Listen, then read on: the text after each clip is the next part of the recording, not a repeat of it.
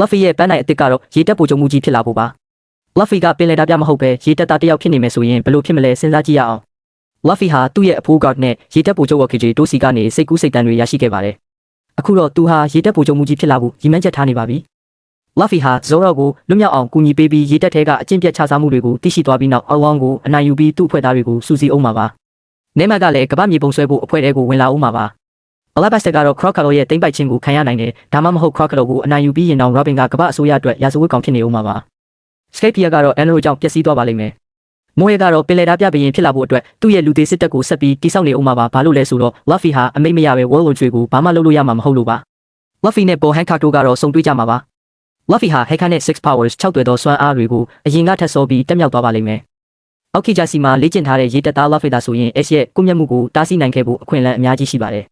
Inis လာပိုက်ကိစ္စတွေဖြစ်မလာတော့တဲ့အတွက်တိုက်ပွဲအများကြီးကိုကျွန်တော်တို့လွဲချော်သွားနိုင်ပြီးသူတို့ရဲ့စွမ်းအားအဆင့်တွေအရအဖွဲ့သားတွေဟာ Devil Fruit အသစ်တွေရရှိနိုင်ခြေလည်းရှိပါတယ်ဒါဆိုရင် Kaido နဲ့ Big Mom တို့ကဘာဆက်ဖြစ်မလဲသင်တို့ရဲ့အမြင်တွေကိုကွန်မန့်မှာရေးပေးခဲ့ကြပါဦး